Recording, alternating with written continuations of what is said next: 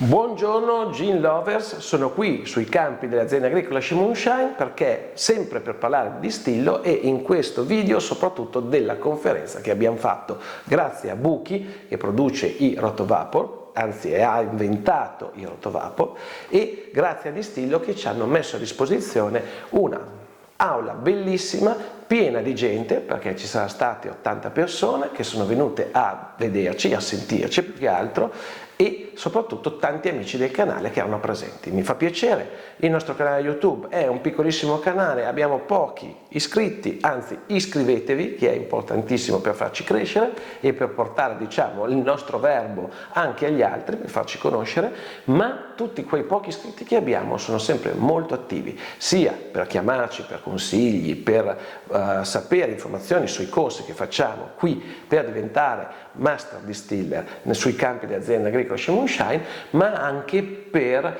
le domande che ci fanno e noi rispondiamo sempre sulle loro piccole prove artigianali a casa di London Dry Gin. Anche ieri sera un ragazzo mi ha chiamato e gli ho dato delle indicazioni e a me fa piacere perché vedo comunque che quando ci sono le domande vuol dire che la community è viva e lavora.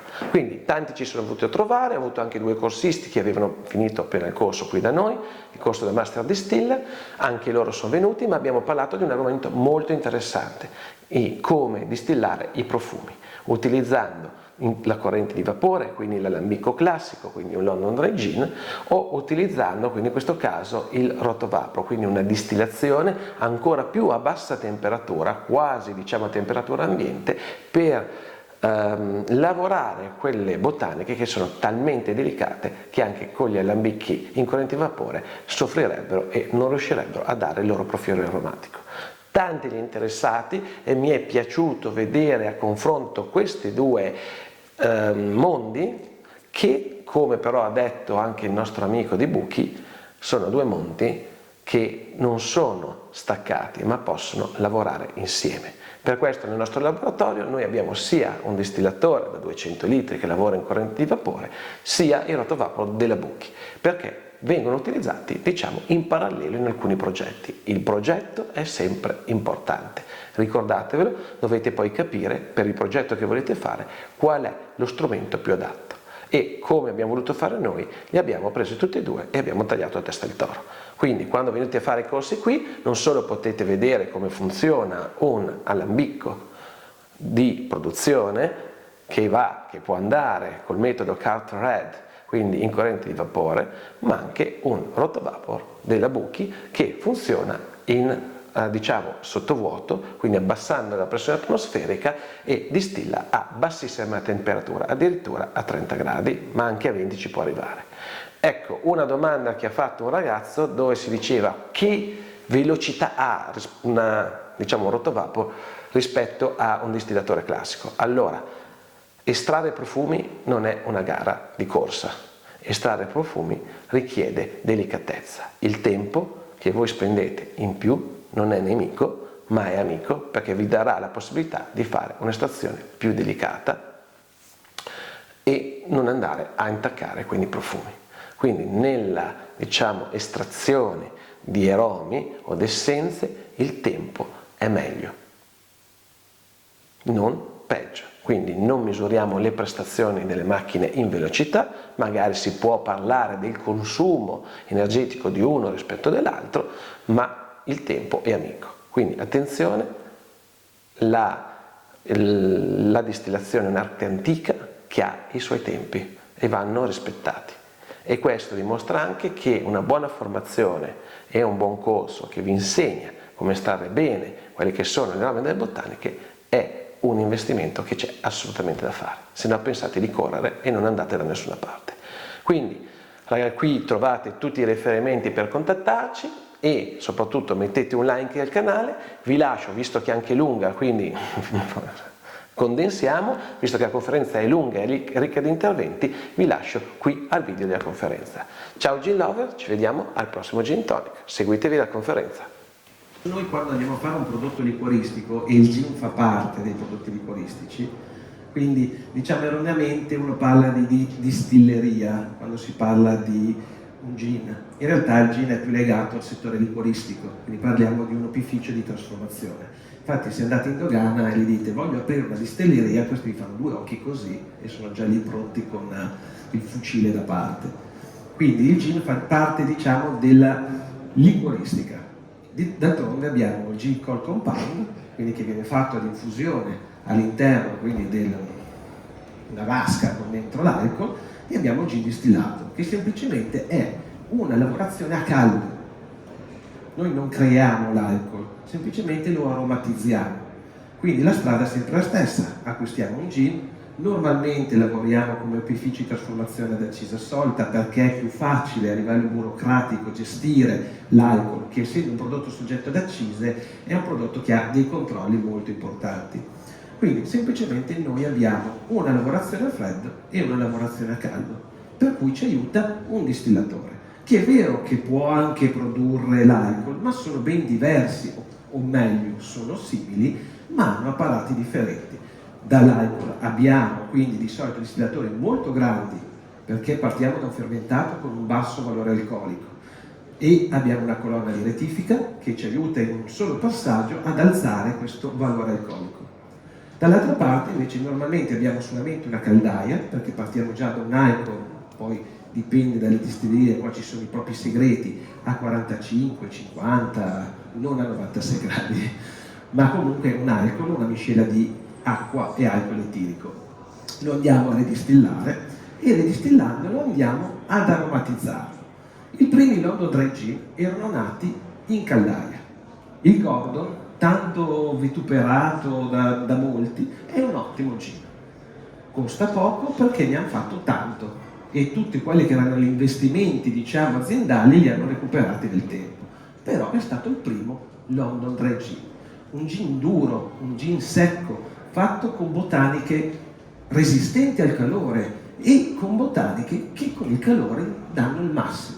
Ginepro, angelica, calamo, quindi radici, bacche, anche foglie, ma foglie molto resistenti che potevano essere lavorate all'interno di una caldaia dove arriviamo con temperature anche vicine ai 100 gradi, comunque i 90 le superiamo tranquillamente. Il secondo step del gin, quindi un gin che non piaceva tanto al pubblico femminile e anche una parte di pubblico maschile che cercava un prodotto molto più delicato.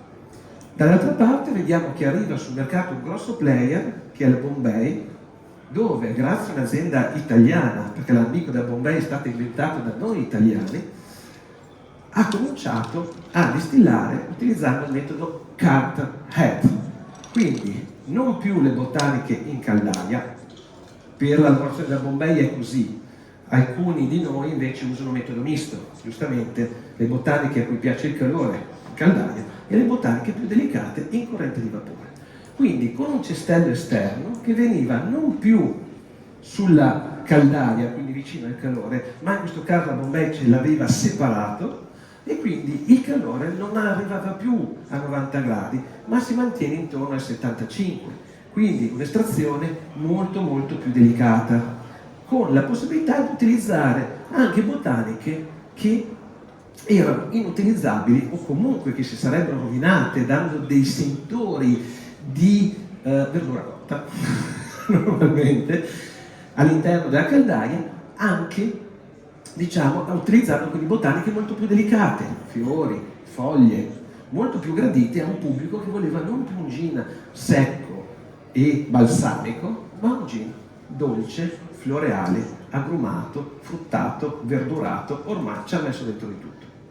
Quindi la distillazione Carter-Head in corrente di vapore è semplicemente l'evoluzione della distillazione classica per andare a utilizzare botaniche più delicate. Se comprato dall'ambicco, l'avere la possibilità di un cestello in cui si lavora in corrente di vapore è semplicemente avere la possibilità di utilizzare più botaniche. Però c'è uno step successivo, perché anche a 70-75 gradi ci sono alcune botaniche che soffrono, si rovinano. Ci sono alcuni fiori particolari che vanno estratti praticamente a temperatura ambiente. Non so se avete visto un bel film che si chiamava Profumo, un film anche un po' intenso, no? Che si è distillato pure il gatto. si è distillato anche l'amorosa, se per quello si è distillato un po' tutto. Però nella Francia si utilizzava un metodo che si chiamava enfleurage, quindi l'estrazione dei profumi da fiori molto delicati, che normalmente diciamo, la profumeria e la distillazione, diciamo comunque la liquoristica, sono due ambiti dello stesso settore. Noi cosa facciamo? Estraiamo profumi. Noi vogliamo che i nostri prodotti, sia liquori che gin o vermouth, siano profumati, profumi e anche sapori. Quindi si utilizzava questo metodo, utilizzando del grasso animale, si mettevano i fiori su per questo grasso, il grasso si impregnava del profumo dei fiori che non venivano quindi assoggettati a temperature se non quelle ambiente, e poi questo grasso veniva sciolto all'interno di un alcol che in quel caso poi tratteneva e purificava, anche perché mettersi del grasso addosso non era il massimo. Ma l'inflorage aveva dei problemi, aveva il problema che irrancidiva. Quindi se la temperatura si alzava, il grasso irrancidiva e il profumo di sebo rancido, è una bella cosa, passava ai fiori e rovinava il prodotto. Qui ci viene in aiuto le moderne tecnologie. Quindi abbiamo la possibilità, e ormai anche in cucina è stata utilizzata in tantissimi ambiti, il rotovapor non è più, diciamo, una novità, è un player che ha il suo mercato e che ormai è ben rodato perché sono anni che c'è sul mercato. E quindi ci sono tanti esempi anche di chef famosi che l'hanno utilizzato. Poi vi spiego cosa si può fare con il rotovapor oltre a quello che è la distillazione di un gin. Il rotovapor che cosa fa? Ha un circuito chiuso,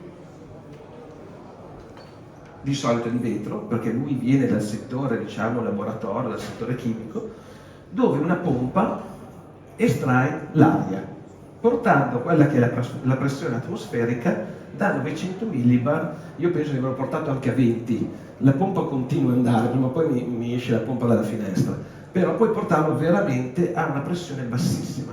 Quindi noi abbiamo fatto anche una prova, abbiamo visto entrare in ebollizione l'acqua a 30 gradi. Non è che ci serve, però l'alcol che invece ha un'ebollizione più bassa, qualcuno sa quant'è? L'alcol etilico a che temperatura va? 78. Bravi, 78 gradi, quindi se l'acqua a 100 ci bolle a 30 gradi di temperatura, potete pensare noi con l'alcol etilico a quale temperatura possiamo andare per far evaporare il nostro alcol e estrarre quelli che sono i profumi, gli aromi dalle nostre erbe aromatiche. Quindi una temperatura bassissima, anche sotto la temperatura ambiente, diciamo estiva, possiamo quindi utilizzare questo distillatore, concentratore, può fare anche entrambe le cose, possiamo andarlo a utilizzare per estrarre quindi il profumo da fiori o altri componenti che a temperature più alte andrebbero a rovinarsi. Quello che dico noi, non so se qualcuno mi segue sul canale YouTube Shegin, noi facciamo anche corsi, facciamo sperimentazione, noi grazie a Shea Moonshine, qui abbiamo il presidente dell'azienda agricola che va ceccato, noi coltiviamo erbe aromatiche e sperimentiamo i modi per estrarre i loro profumi al meglio.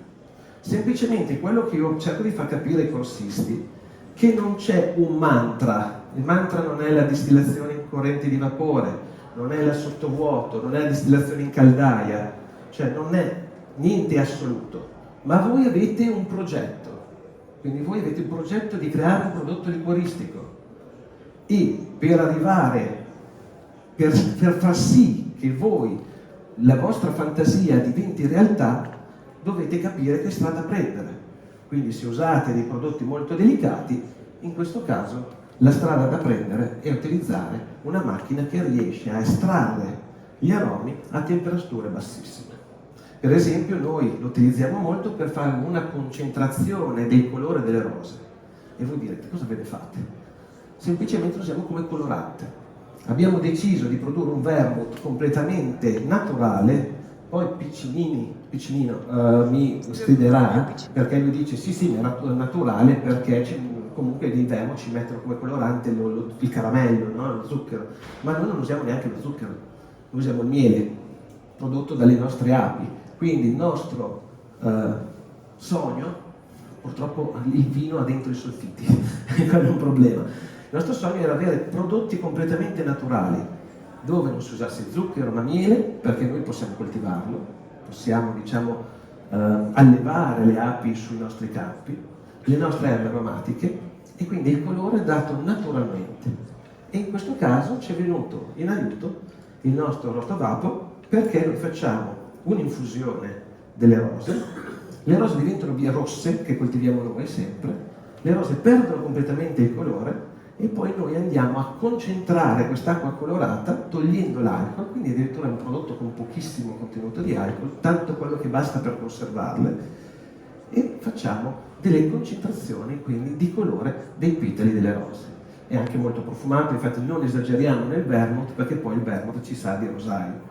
Quindi gli riusciamo a dare un colore che purtroppo ancora non siamo stati bravissimi, cioè la prima produzione è diventata rosso corallo ed era stupenda, la seconda è diventata un po' arancione, però quando uno ha a che fare con la natura non c'è sempre una formula matematica che ti assoluta, che ti dà la certezza. Per avere la certezza, come dico a tutti, bisogna andare sulla chimica.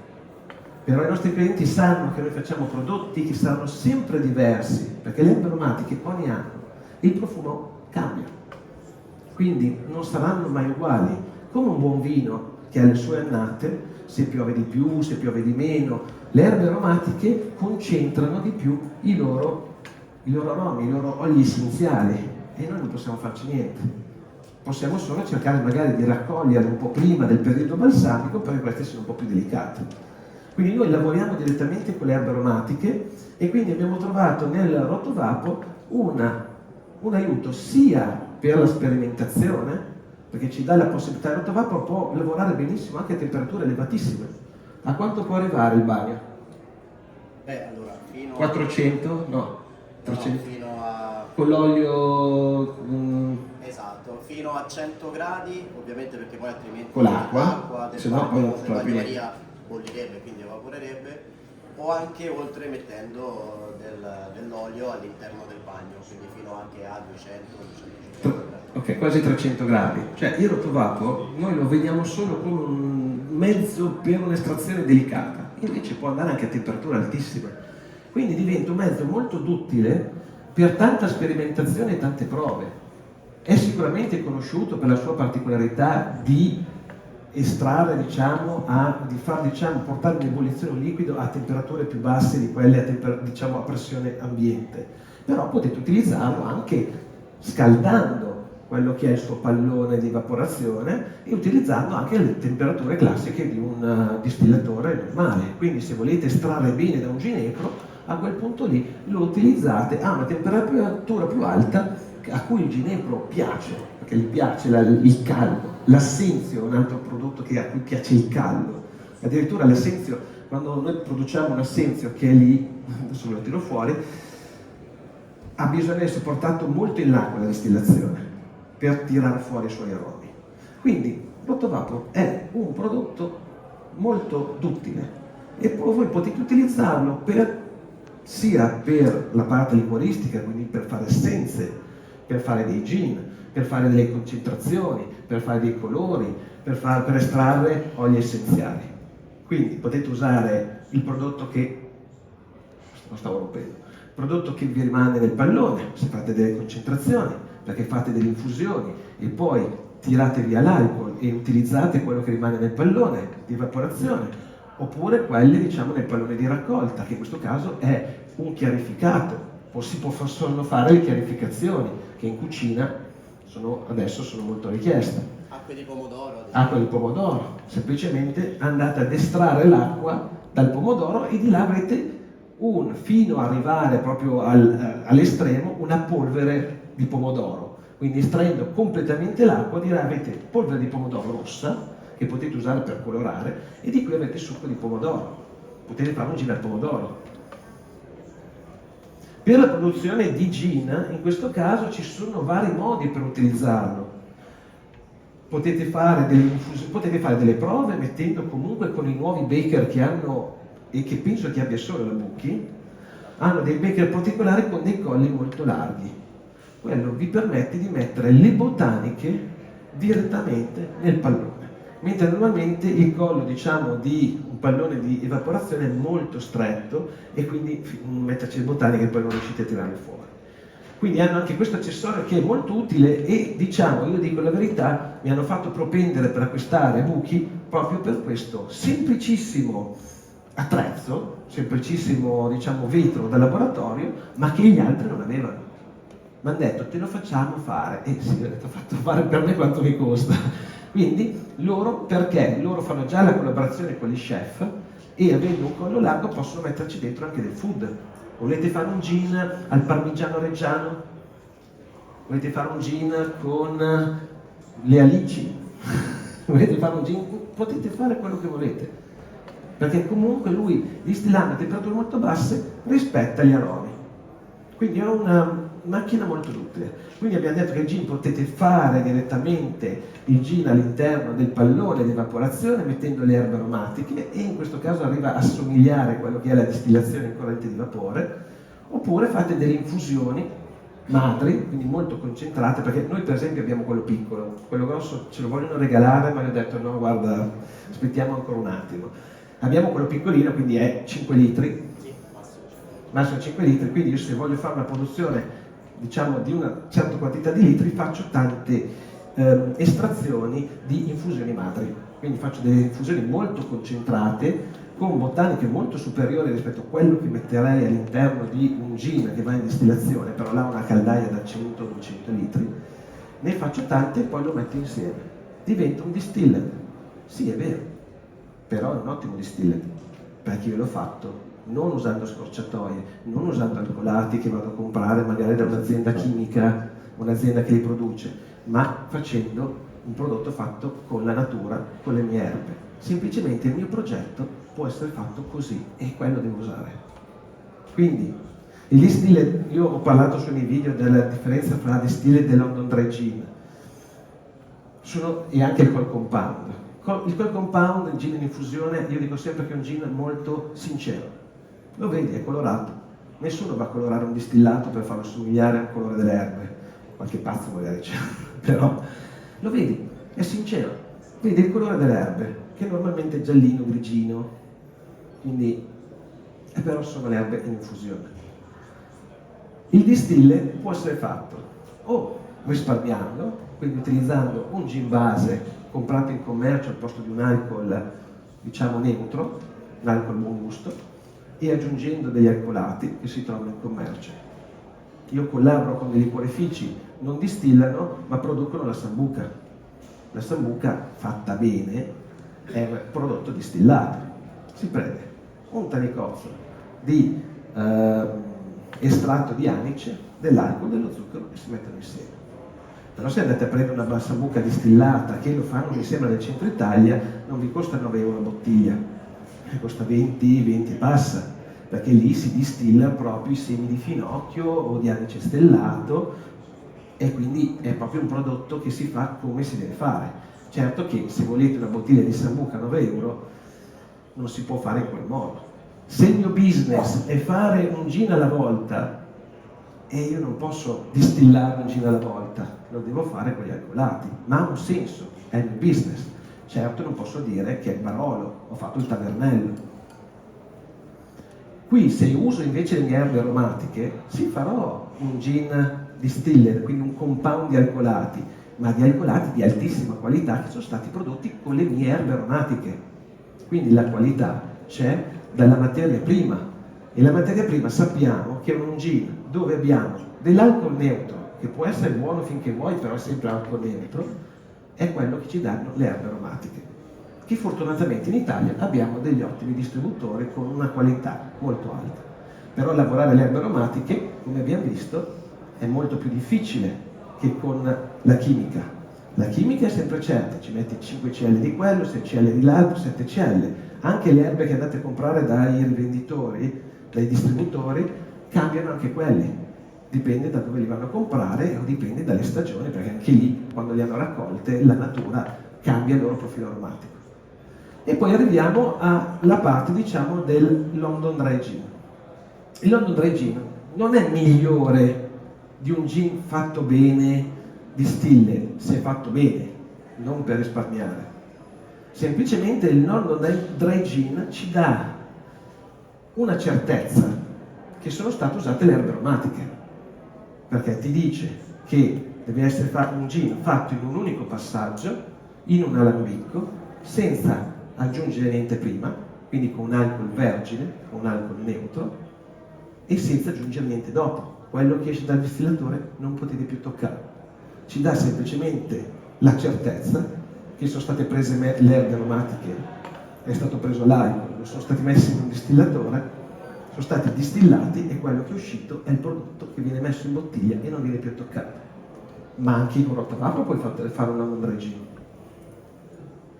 Tranquillamente, certo, magari devi usare un rotavapo da produzione da 50 litri, perché quello piccolo devi trovare il modo, perché fai 5 litri alla volta e quindi devi poi metterli insieme, perché tutti insieme ti esce 5 litri di gin.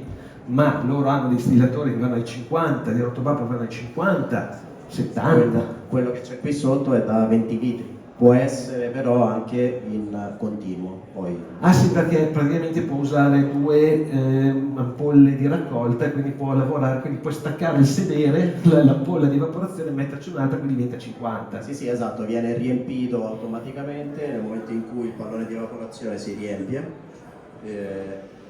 ricomincia la distillazione e poi di conseguenza viene scaricato automaticamente il pallone di raccolta, quindi è un ciclo continuo che fa tutto in automatico. Quindi anche con rotavapo puoi fare un London Dry Gin e puoi fare produzioni anche importanti. Naturalmente se tu vuoi fare un prodotto delicatissimo, con botaniche super delicate, naturalmente un prodotto unico, perché sarà un gin almeno da 70-80 euro, perché avrà il suo costo, devi pensare anche che ci vuole una macchina che ha un suo costo. Però lo può fare anche il rotavapo o un London Dry Gin. Quindi abbiamo visto che il creare un prodotto liquoristico è un progetto che non mettiamo su carta, ci prefiggiamo uno scopo, vogliamo arrivare a fare quella cosa, vogliamo avere quell'aroma, vogliamo distillare quel fiore e secondo la strada che noi abbiamo scelto dobbiamo scegliere anche la macchina che ci può aiutare a farlo. Attenzione che le strade possono essere costose, però d'altronde se vuoi fare un prodotto unico che non hanno gli altri, devi preparare a spendere i soldi che ci vogliono per farli. Però ricordatevi, il fatto che siamo tutti qui, che ci sono tanti interessati alle microdistillerie o liquorifici o opifici di trasformazione, è il fatto che produrre un prodotto liquoristico è un business a basso costo. Noi parliamo di 50-60 mila euro, ma se apriamo un birrificio, quanti soldi dobbiamo investire? Non penso che bastino 50.000 euro, non penso proprio. Abbiamo bisogno veramente di pochi macchinari e con quei macchinari possiamo fare tanti, perché possiamo fare il nostro vermouth, possiamo fare il nostro amaro, possiamo fare i nostri liquori, possiamo fare il nostro gin, possiamo fare tanti prodotti differenti. Però lo so che per qualcuno questo assunto che 50.000 euro sono pochi può rugare lo stomaco, però ragazzi, è un'attività imprenditoriale, il rischio c'è, però nell'attività imprenditoriale si investono tanti soldi e anche pazzia. Io se vi dico la pazzia che ho fatto, quindi se mi chiedete voglio fare un'azienda agricola per produrre gin, evitate, fate una bella azienda commerciale e risparmiate dei soldi e problemi.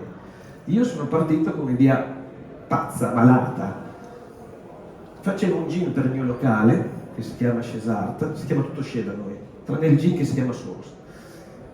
E avevo deciso di coltivare tutte le erbe aromatiche con cui producevo quel gin lì. Dopo 3 anni un'ernia, vedete voi. E poi quando sono andato abbiamo aperto l'azienda agricola, abbiamo costruito la distilleria, abbiamo preso il rotavapo, abbiamo preso il distillatore, vado dalla mia associazione di categoria e dico voglio fare gin. No, non puoi, perché il gin non è un prodotto agricolo. Per ora, attenzione, però magari ci arriveremo. I liquori, per esempio, rientrano già nella tradizione agricola, ma hanno un problema di, diciamo, bilanciamento fra quello che è il prodotto agricolo e il prodotto che è l'alcol che noi compriamo, che è un prodotto che noi possiamo produrre l'alcol, però usare un brandy per fare un liquore non ha senso. Uno, perché ha un sapore, devi bilanciarlo con le erbe aromatiche; due, perché è un prodotto che è distillato a te, ti costa 3 euro, ti costa 30, e quindi ti conviene prendere anche dentro.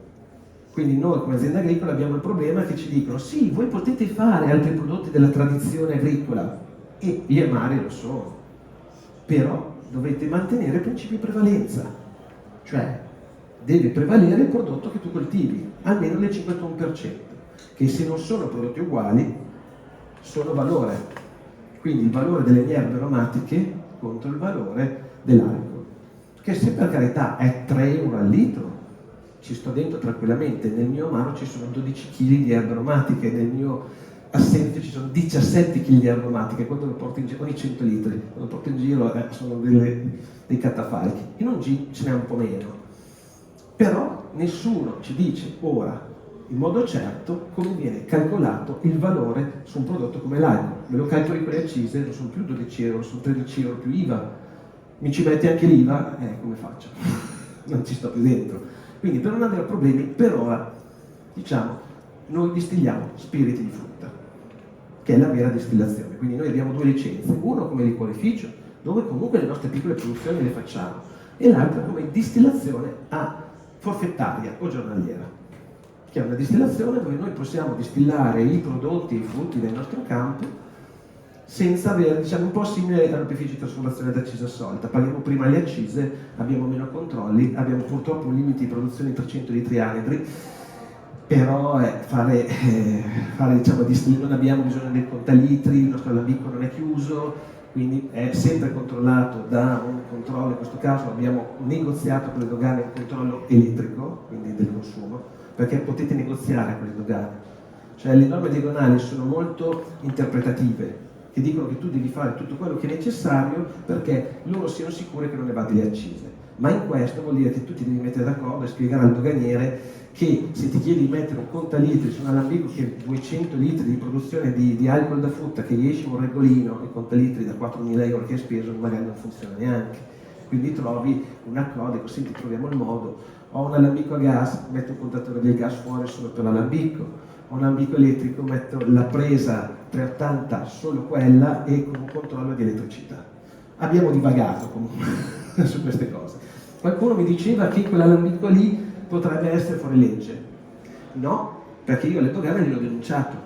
Gli ho detto: guardate, a parte che è 1 litro, quindi siamo, diciamo, su quegli alambichi che potrebbero essere venduti liberamente, perché comunque se voi fate delle prove di gin a casa, comprate l'alcol, quello al supermercato, ci praticate sulle accise, ci fate 1 litro e lo provate, nessuno vi arresta. Certo, se vi trovano un alambico da 100 passa litri, sì.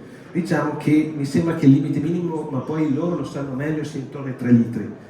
Comunque io gliel'ho denunciato, gli ho detto: guardate che io vado in giro e faccio comunque delle conferenze e magari mi porto dietro un distillatore e faccio anche delle prove, perché se ci fosse stato il tempo, ma mi dovevo andare tutta la mattina, vi facevo scegliere le erbe aromatiche e vi distillavo qui un London Dry Gin in corrente di vapore, o lo facevamo giù con il rottovappo della Bucchi.